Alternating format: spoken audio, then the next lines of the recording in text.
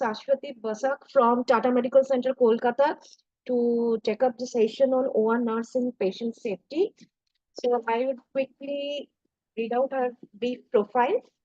She is currently associated with Tata Medical Center as operating theater senior nursing supervisor, and also she is a team leader for robotic nursing. Her core skills are OT management, quality control, Da Vinci robotic system management, clinical audit, infection control. She is also have experience as clinical instructor as OT nurse, and she's MSc nursing. So over to you, Shashwati. Can you please share your screen? Yeah. First of all, thank you so much, Kaho, for giving me this opportunity to be a part of such a wonderful webinar. I'm really grateful for that. So today I got this patient safety and the role of the nurses. So it has never been a single person job. It is always a team activity. So in it, we are together to make this patient safety a valuable thing. So while in the introduction, I would like to say that there is a confronted with worldwide evidence of substantial public health harm, which is due to the lack of okay, which is due to the lack of the patient safety. Can you move on to the next slide? Yeah, thank you. The next slide, please. Inadequate patient safety and the World Health Assembly in 2002, they have adopted a resolution. They have adopted the resolution to strengthen the safety of healthcare and monitoring system. So if we'll go with the statistical representation, then we can see that there is a violation of surgical safety occur about 1 in 5,000 to 1 lakh procedures in the USA. USA, which is a first world country. There is the reporting statistic is so high. Even if one survey has conducted on 1,050 hand surgeons, among them 21% they have reported that they have experienced at least for one time a wrong side surgery in their career. Complication after inpatient operation occurs in up to 25% of the patient. In industrialized countries, nearly half of the patients they are having the adverse events in the hospitalized patients, which are related to the surgical care, and at least half of the cases in which surgery relate to harm are considered to be preventable. So that's why it is so important to have a patient safety in our standard.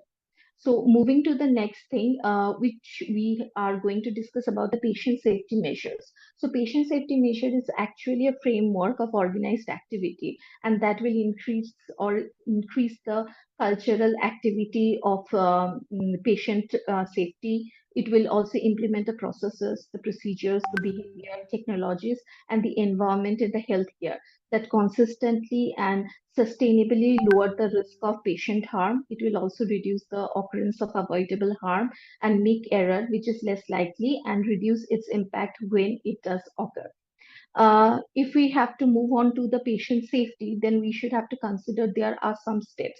Steps are like first one is the error prevention. Like if being a nurse, you have a 5% of chances that there might be the presence of some kind of error. We should not hesitate to raise the concern.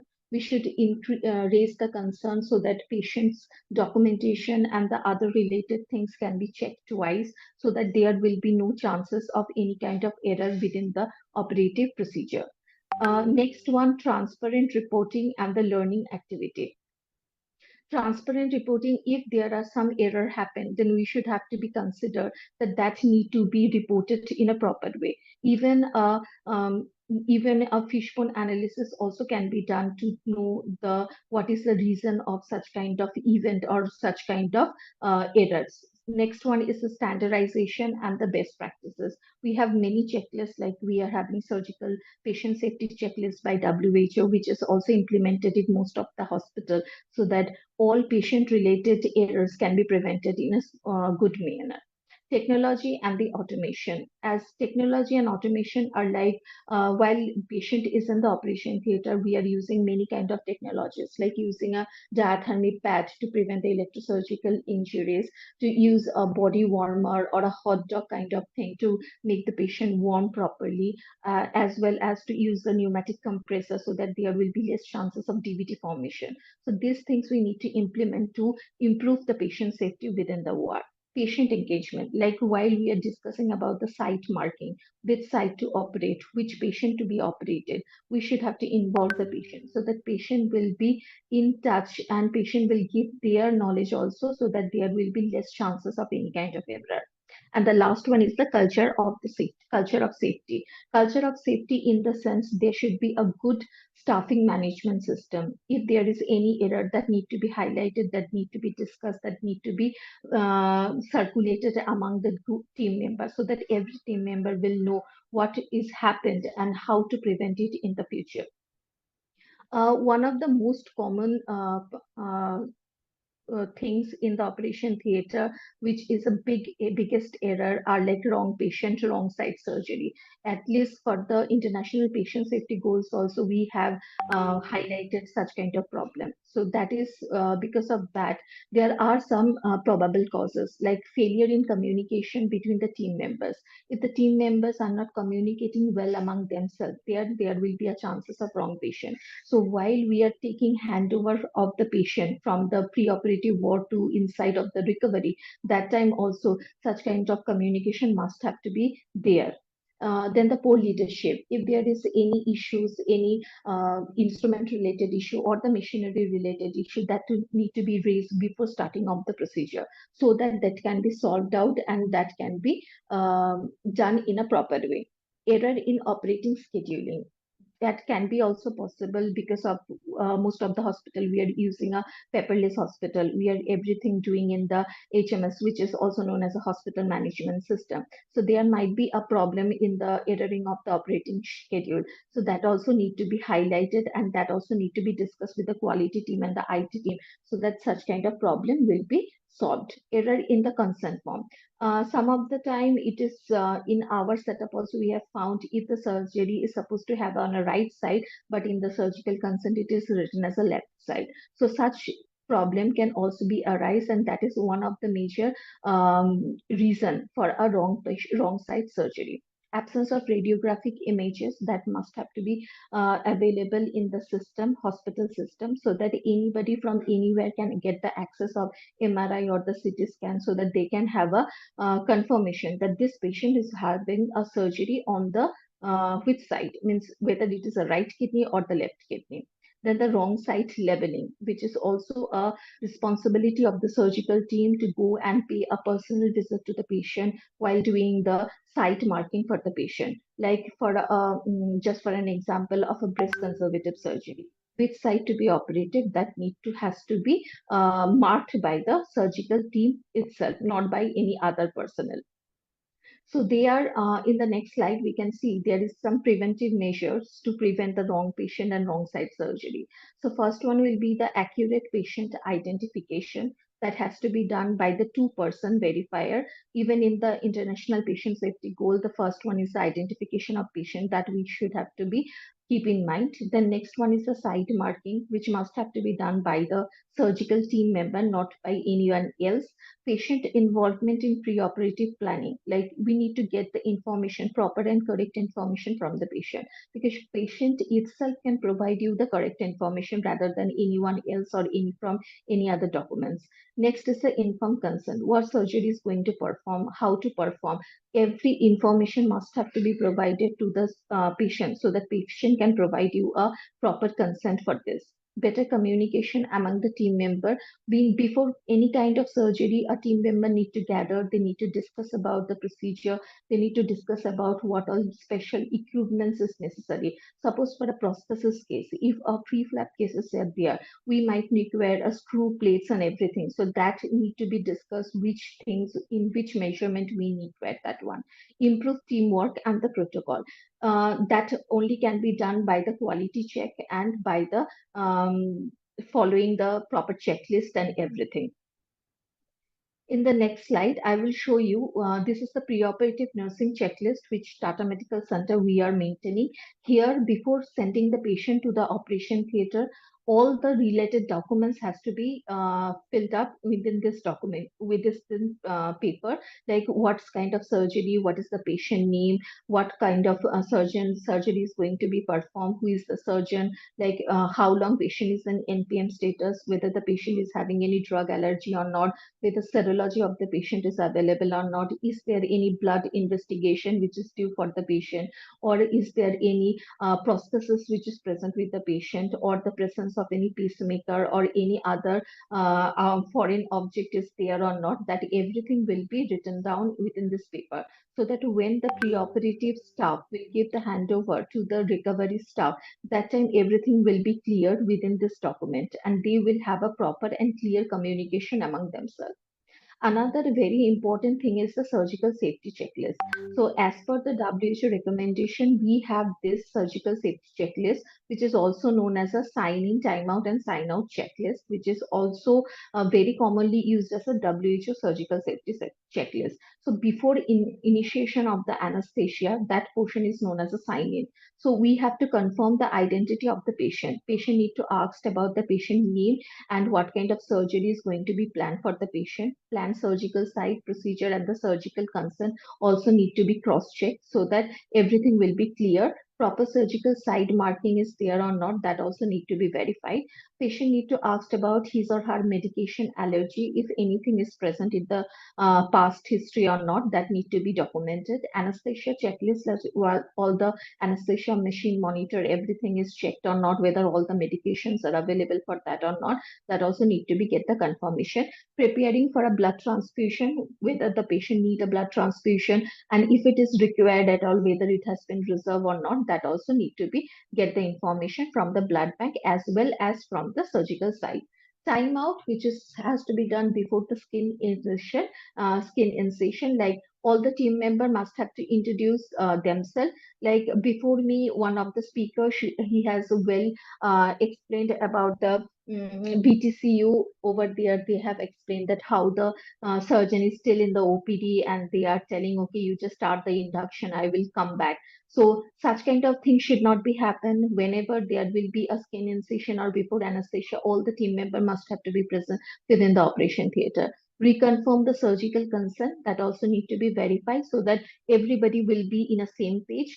Review of the surgical nursing and the anesthesia plan, whether anything special equipment is necessary for the surgery or not, like for a liver resection, water jet might be required, whether it is available or not, that also need to verification. Then the giving of the antibiotic, most of the surgery they are needing an antibiotic that has to be administered within 60 minutes prior to the incision.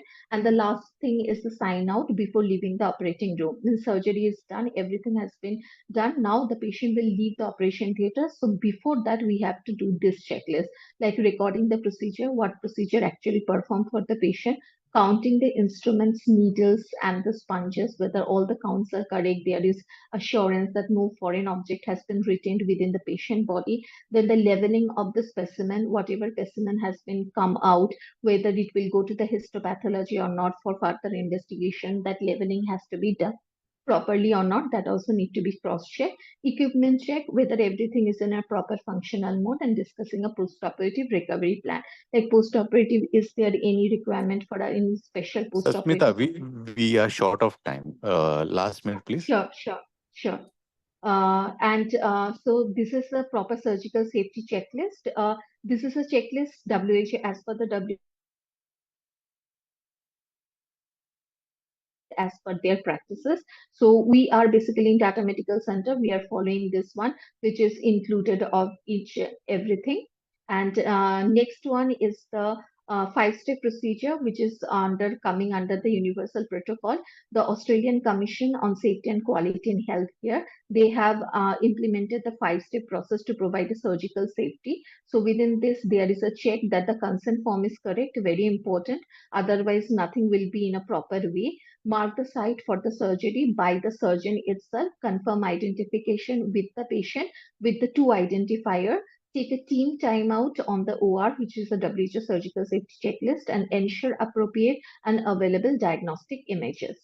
The last site, which it is showing, as per the WHO, they have initiated the safe surgery, save lives policy. So for that, they have implemented 10 objectives. So out of this 10 objective, they are like correct patient at the correct site. Objective number 2 is the anesthesia, safe anesthesia administration. Then there should be effectively prepared for the life-threatening loss of airway, as well as if there is a blood loss, that blood loss need to be replenished immediately. Then if the patient is having allergic reaction, so how to handle that one. And the surgical site infection is also very important under the WHO safe surgery, save lives practices, as well as counts of any consumables, means retain any sponge or the instruments and everything need to be confirmed before closing up the patient. Then accurately identify all the surgical specimen, communicate and exchange of critical patient information with the patient relatives. That is also very important. So patient relative will also get the confidence onto the surgical team, and the hospital and public health system will establish a routine surveillance of surgical capacity, volume, and the results, so that it will give you overview that how far you can carry out the surgical procedure by considering the highest level of patient safety. So this is all about the patient safety in the OR and the nurse's responsibility. So Thank you, Sashwati, for the wonderful session, and you had beautifully presented the nitty-gritty as an OR nurse what to be done. With this note, I would like to request all the delegates to put up the questions in the Q&A box so that she can able to answer you offline. Now, moving on to the next, our next session is on the performance indicators in anesthesia. To take up this session, I would like to request our organizing chair, Madam Dr. Anita Shelley. Uh, she is MD anesthesia and also a fellow in pediatric regional anesthesia and also fellow in quality management system from Nationwide Indians Hospital, Columbus, Ohio. She is presently associated as a professor of Department of Anesthesiology, CMC Vellore. Apart from this, she is also taken the responsibility as a deputy medical superintendent of CMC Vellore, and she is a reviewer of various journals, and she has been a speaker of various national and international conferences. So with this note, I would request Madam Anita to carry on with your session. Over to you, Madam. Thanks, Ms. Debatta. I hope everyone can see my screen. Yes, ma'am. Yes, ma'am. It's visible. Sure. So, a very good evening to all of you attending this webinar. And I bring you all greetings from the Department of Anesthesia at CMC Vellore. So, I'll be talking on the quality indicators or the performance indicators in anesthesia. So over the last 2 hours, we've been hearing so much about, what are the different ways by which we can improve patient safety, and what are the different things, we need to be careful about so that we improve the perioperative safety. Now, after you kind of initiate all these measures in your institution, it's also important to analyze to see whether your measures are working and to see whether you have improved the quality of patient care. So that's where this performance indicators are important. So the performance indicators are otherwise known as key performance indicators or continuous quality indicators. So they are basically nothing but data or a metric which actually will tell you how your organization or your hospital is functioning, and whatever changes you have instituted or the safety measures what you've introduced, whether they are actually improving your hospital towards your goal and improving the safety of care. So it's important to know why you have to, collect these data on a regular basis. Basically, we know that when you talk about quality in healthcare, it's the provision of both effective, safe, as well as a patient-centered care for all patients. And when you talk about quality, it's not just a one-time event. It's not like, okay, you initiate an event and, well, we stop with that. No. So it has to be a continuous process, and that's why we say we talk about continuous quality improvement.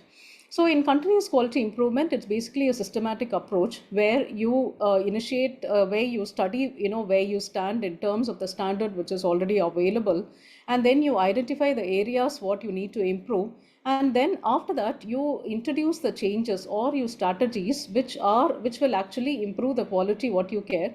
And then after that, equally important it is to remeasure and to see whether the changes what you introduce have made an change. Now, all this cycle, the cycle of this continuous quality improvement begins with the quality data. So that is where it is important to collect your performance indicators or the key performance indicators for any department. And apart from doing the internal improvement, that is, you yourself will institute changes and see whether there is a change in the practice. It can also, these indicators can also be used for quality assurance. That is, basically, you can do this external reporting to agencies, the quality agencies, which are actually independent bodies, and they will help to analyze the situation and help and suggest changes for improvement. So the data what you're collecting periodically is used both for internal improvement as well as for quality assurance. Now the next question becomes how to choose the key performance indicators for anesthesia. So in any specialty, if you look at key performance indicators, you study the clinical area, the clinical area or what is of particular area of concern. So for anesthetists, we are looking at the perioperative period. So the first and foremost important thing you need to see is whether, from the indicators or the indicators what you choose, will it analyze the care what you're providing? Is it a standardized care? And is there an optimal use of your resources? And also remember that whatever key performance indicators you are going to choose for your clinical area, it should be very easy to collect. It should not be too time consuming and should be of benefit for you when you do the analysis. Now, if you look at suitable quality indicators, there are guidelines. So basically, the indicators should cover three important aspects. The first thing is the structures. The structures are basically the facilities or the resources which are available in every hospital or any clinical area. So for us in the perioperative period, example will be the operation theatre utilization rate. So we are looking at the hours of the OT use, and you see what percentage of it is being used for elective procedures, emergency, or you can even compare the clinical the departments and how they are utilizing the theaters. So these are indicators for covering the structures. The next indicator should cover the processes or your systems or your protocols in place. So the examples in the perioperative period will be the percentage of patients who have the complete surgical safety checklist which are used. What is the antibiotic protocol? So how many patients are actually administered the correct antibiotic within the recommended period? So and the number of patients who are actually coming who are either under fast or over fast. So that will tell you the processes for or the systems in place for your fasting guidelines. So the second type of indicators what you choose will be to cover the processes. Now the third type of indicators will be actually the outcomes of your care. That is the clinical, your anesthesia outcomes. And that you can actually combine everything and combine look at like collect it like a adverse anesthesia events, or you can look individually into every of these events, like you can combine all the airway related complications, your regional related complications, etc. Now your indicators what you choose should actually ideally cover all these three aspects of care. But what is more important is when you choose all these indicators, make sure that you're able to collect the data periodically. It is, again, I want to mention that it is not a one-time event. It has to happen continuously. Now, apart from covering these different aspects of care, the indicators what you're choosing must also fulfill the expectations of different stakeholders. So if you're talking about the perioperative period, so we are talking about the patients, the surgeons, the clinical teams, as well as you're looking at the administrators also. So probably for the clinical team and for the patients, the safety and the efficiency is the foremost, that's the most important thing. But if you look at the administrators, apart from the patient safety and efficiency, they will also look at the way, the cost effectiveness or the way, theater utilization is. So it's important to choose your indicators, meaningful indicators, in such a way that it covers both the aspects of patient care as well as the efficiency of the institution. Now, if you look at literature, there are various, performance indicators are available for anesthesia. And, among the available indicators, there are plenty of indicators for the outcomes, and most of them are low evidence indicators. Whereas you do have evidence-based indicators, but actually they are recommended for practical purposes, for clinical purposes, research purposes. So let's look at the validated measures or the validated key performance indicators which are available for any anesthesia. So one of the examples is the score outcome measures for perioperative and anesthetic care. And this is basically exactly, it is only for the predominantly for the research purpose, because if you look at the examples, they actually recommend the collecting data for like 30-day morbidity or mortality, or 30 days stroke or MI after a surgery, or the readmission rate after 2 weeks into surgical ICU. So all these are clearly defined, but think of the practicality in collecting these data in our everyday workplace. So that is why these validated measures, they have very clearly defined outcome measures, and it's very important for a research purpose, especially when you're doing these large scale trials and prospective studies. Very, very important to have these validated measures when you're reporting the post-operative outcomes. But in a day-to-day work, from theaters, how easy is it to follow up a patient for 30 days unless you have a huge support system? So that is the downside of these validated measures. Now, the second type of indicators are basically into looking into the certain aspects of care, and you can identify which is the area of care. Are you looking at the entire, morbidity events or the mortality events, or you can look into, particular area like all the airway complication, the number of hypoxic events following a general anesthesia, or the number of laryngospasms post-extubation, or the failed obstetric intubations, or it can be failed regionals, the number of patients who are returning hypothermic to a PACU, the medication errors, etc. Now there's a newer concept called the failure to rescue, which is being increasingly used as an indicator in hospitals. Basically, the failure to rescue implies the failure to recognize complication, the failure to communicate the patient's complication to the treating team, and also the inability to rescue the patient, or to prevent the patient from worsening. Now, the failure to rescue is being increasingly used in healthcare as a quality indicator, because it tells you the inability or the ability of a hospital to quickly recognize problems and to prevent patient mortality. So this is another clinical indicator which will be used for clinical area.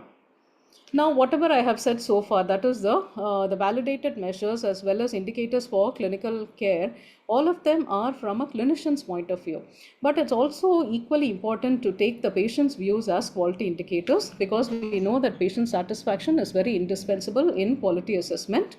So now the patient views can be like, collected as a patient reported outcome measure, what we call as a PROMS.